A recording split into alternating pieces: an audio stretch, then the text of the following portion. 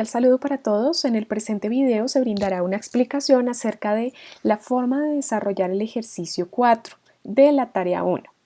Este ejercicio 4 tiene que ver con los estados de la materia y las leyes de los gases ideales. Se recomienda ingresar al entorno de conocimiento. En las fuentes documentales encontrará el libro de química. Es importante que consulte este recurso electrónico para dar respuesta a las diferentes preguntas que se realizan en este ejercicio. El ejercicio 4 se compone principalmente de dos literales. En el literal A, cada estudiante realizará un diagrama de fases para el agua y justificará la respuesta a una de las preguntas A a D. Recuerda escoger una sola pregunta. Esta no debe repetirse con los integrantes del foro colaborativo, de tal manera que se recomienda indicar en el foro cuál pregunta va a trabajar. El objetivo es presentar la información como se indica en la tabla 7 del anexo Tarea 1. Recuerde que la descripción del ejercicio se encuentra en la guía de actividades y rúbrica de evaluación. En la guía de actividades para el ejercicio 4, usted encontrará las preguntas asociadas al literal A. Va a encontrar 5 preguntas, de las cuales usted elegirá una y dará respuesta a esa pregunta. Por ejemplo, si elijo la pregunta E, la voy a colocar en la tabla 7, en la opción de pregunta escogida, y en la zona de diagrama de fases se dibujará el diagrama correspondiente para el agua. También se indicará la respuesta a la pregunta. El diagrama de fases del agua se realiza en función de la presión de las moléculas de agua y la temperatura. Podemos observar en el diagrama de fases del agua puntos asociados a la fase sólida del agua, fase líquida y fase gaseosa. Cuando tomamos como referencia la presión atmosférica, cuyo valor es de 760 torricelis, podemos observar las coordenadas que posee esta presión en función de la temperatura. Por ejemplo, recordemos que a 0 grados centígrados tenemos el punto de congelación normal del agua. Ese punto de congelación normal del agua lo encontramos a la presión atmosférica. Ahora, si avanzamos en la gráfica, en la temperatura podemos ver que a 100 grados centígrados y a una presión atmosférica tenemos el punto de ebullición normal. Debemos tener en cuenta que estos son puntos de equilibrio entre la fase sólida y la fase líquida. El punto de ebullición normal para el agua hace referencia al punto de equilibrio entre la fase líquida y la fase gaseosa. Adicionalmente, tendremos un punto triple. Es un punto de equilibrio donde coexisten las fases sólida, líquida y gaseosa del agua. Este punto triple lo encontramos a una presión de 4.58 torricelis, determinada experimentalmente, y 0.01 grados centígrados. En función de este diagrama de fases del agua, usted realizará el análisis correspondiente para la pregunta escogida. El ejercicio 4 se compone también de un literal B. Para ese ejercicio, cada estudiante elegirá un ejercicio de gases y lo resolverá, evidenciando los cálculos y resultados en la tabla 8 del anexo 1 del anexo Tarea 1, asociando las leyes que aplican en cada caso. Entonces, en la guía de actividades, para el ejercicio B, usted encontrará inicialmente un ejemplo de contextualización. Es importante que revise este ejemplo para entender la forma en que se desarrollan los ejercicios. Toda vez que haya dado lectura al ejercicio de contextualización, usted elegirá uno de los ejercicios indicados. Este ejercicio lo va a elegir con los literales correspondientes. Recuerde que cada uno de estos literales está relacionado con las leyes de los gases que veremos a continuación. Cuando usted elija la pregunta a la que dará respuesta, va a colocar el enunciado en la tabla 8. Aquí se colocó como ejemplo el literal A con las preguntas correspondientes. Y en esta zona se indicarán los cálculos para la resolución de este ejercicio, así como también las leyes de los gases que aplican para la resolución de este ejercicio. Para entender un poco más este tema, vamos a brindar algunos conceptos teóricos relacionados. Entonces, los gases hacen referencia a uno de los estados de la materia y se pueden explicar a partir de 4 variables. Este comportamiento de los gases puede explicarse a partir de la presión. La presión es igual a la fuerza que ejercen las moléculas en una unidad de área.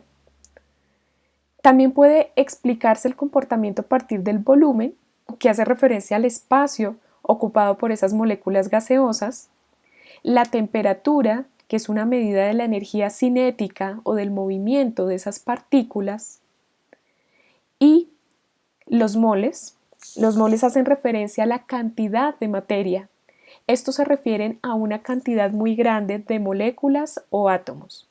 Estas 4 variables me permiten explicar el comportamiento de los gases. Recordemos que cuando se calienta un sólido, este cambia su fase hacia un estado líquido donde hay un mayor movimiento entre partículas. Ahora, si se calienta o disminuye la presión, observamos que esas partículas se mantienen distantes entre ellas, los choques son mínimos y, en este caso, se genera el estado gaseoso. Las características de los gases son las siguientes. Estos no tienen forma definida, ya que ocupan todo el volumen disponible. Son comprensibles, su densidad es baja, tienen fluidez, se difunden con velocidad, se componen de partículas en extremo desordenadas con mucho espacio vacío entre ellas. El movimiento de sus partículas es rápido y aleatorio en 3 dimensiones. A continuación vamos a hablar un poco de las leyes que permiten explicar el comportamiento de los gases y que relacionan estas 4 variables. Tenemos varias leyes que nos permiten explicar cómo se comportan los gases. Una de ellas es la ley de Boyle, que relaciona el volumen y la presión. Aquí tenemos un ejemplo de una jeringa cerrada con un pistón. Si en esa jeringa permitimos la entrada de aire, el volumen va a aumentar y la presión en las partículas, la presión experimentada por las partículas, dado que van a ocupar un volumen mayor, tiende a disminuir. Recordemos que la presión es la fuerza ejercida en un área específica. Entonces, esa fuerza será menor a medida que aumenta el volumen. ¿Esto qué nos dice? Que el volumen es inversamente proporcional a la presión, cuando la temperatura y el número de moles son constantes.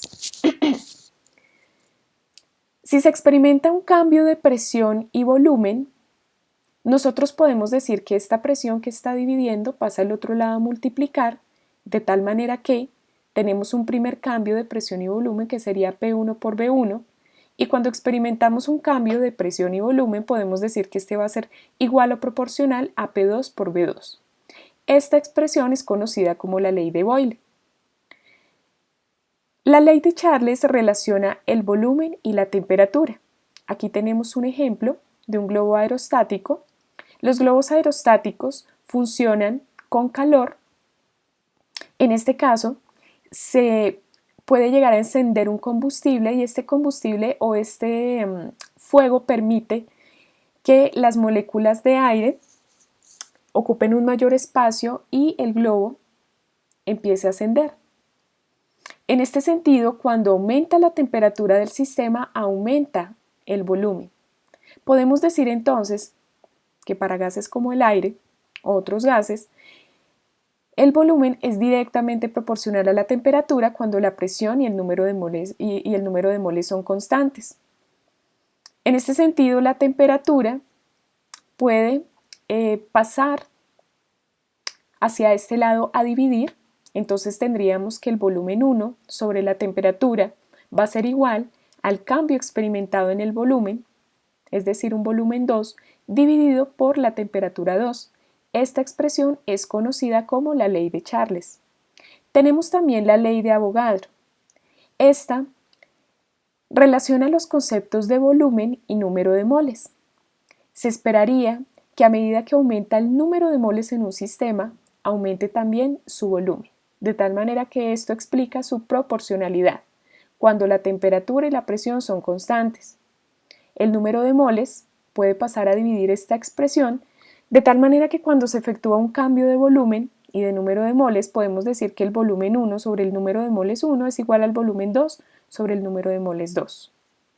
Si combinamos cada una de estas expresiones en una ecuación combinada de los gases, podemos decir entonces que presión y volumen divididos en la temperatura 1 van a ser igual a presión por volumen 2 dividido por la temperatura 2. Esto cuando la cantidad de gas se mantiene constante. Esta expresión, indicada de esta manera, constituye la ecuación combinada de los gases. En resumen, podemos decir entonces que el volumen es inversamente proporcional a la presión y directamente proporcional al número de moles por la temperatura del sistema. Esto reuniendo cada una de las variables que me permite explicar el comportamiento de un gas.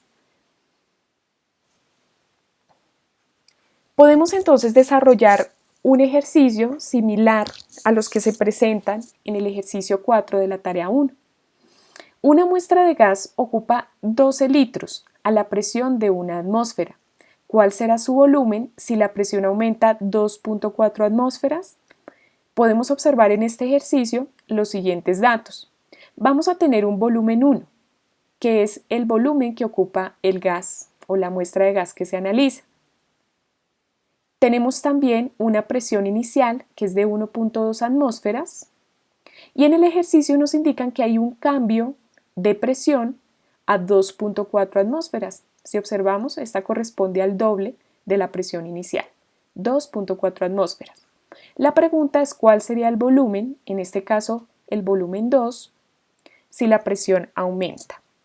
Recordemos que presión y volumen son inversamente proporcionales, así que si la presión aumenta, esperaríamos que el volumen disminuya. La ecuación que relaciona estas variables es la ecuación de Boyle o la asociada a la ley de Boyle. Recordemos que esta nos dice que el volumen 1 sobre la presión 1 es igual, que el volumen 1 por la presión 1 es igual al volumen 2 por la presión 2. Esta expresión se puede reordenar de esta manera. El volumen 2 va a ser igual a la presión 1 por el volumen 1 y la presión 2 que inicialmente estaba multiplicando el volumen 2 pasa a dividir. Entonces decimos que despejando la ecuación tendríamos que la presión inicial multiplicada por el volumen inicial dividido por el cambio de presión nos va a dar 6.0 litros.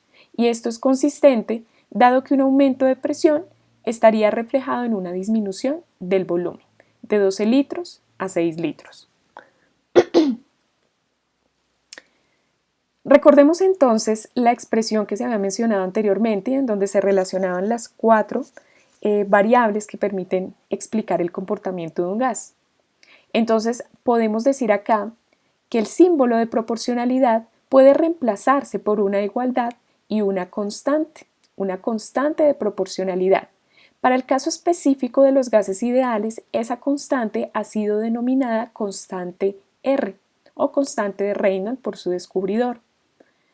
Reordenando esta expresión, podemos decir entonces que la presión por el volumen es igual a el número de moles por R, que es la constante de proporcionalidad de los gases ideales por la temperatura.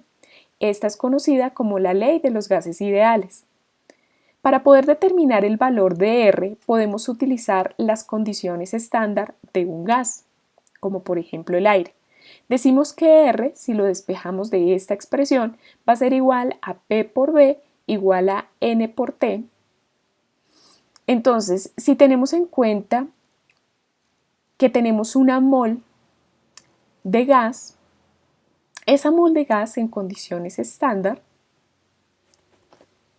o en condiciones atmosféricas tendrá una atmósfera de presión, ocupará 22.41 litros y una temperatura de 273.15 Kelvin.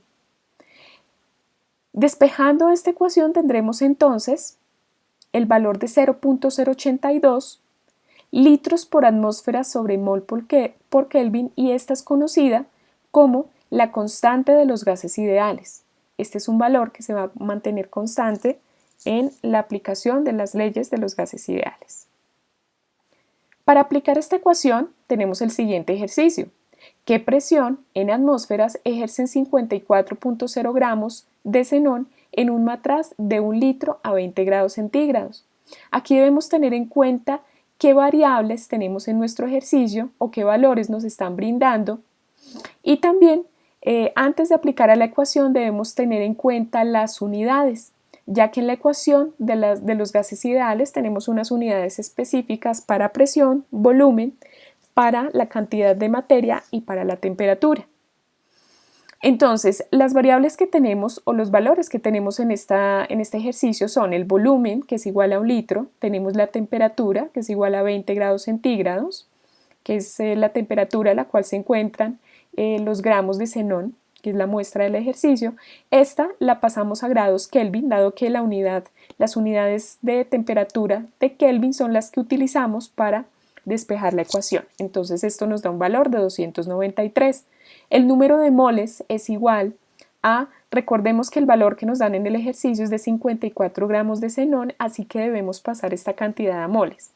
Para poder encontrar o tener un factor de conversión adecuado, debemos buscar en la tabla periódica cuántos gramos están presentes en una mol de xenón. En este caso, en la tabla periódica, buscando la masa atómica del elemento, encontramos que 131.3 gramos de xenón equivalen a una mol de xenón. Gramos con gramos se eliminan y la respuesta nos da en moles, así que tendríamos las unidades adecuadas para expresar en la ecuación. Y por último, la pregunta es, ¿cuál es la presión del sistema? Entonces decimos que la presión, despejando en la ecuación de los gases ideales, va a ser igual o va a ser proporcional al número de moles por la constante R por T dividido en B. Recordemos que el número de moles es de 0.41 moles. La constante R, que es la constante de los gases ideales, es de 0.082 litros por atmósfera sobre mol por Kelvin, y la temperatura es igual a 293. Esto lo vamos a dividir por 1 litro. Las unidades de moles con moles se eliminan, grados Kelvin con Kelvin se eliminan, litros con litros se eliminan y la respuesta nos daría en atmósferas, de tal manera que la presión ejercida por los 54 gramos de xenón será igual a 9.89. Muchísimas gracias.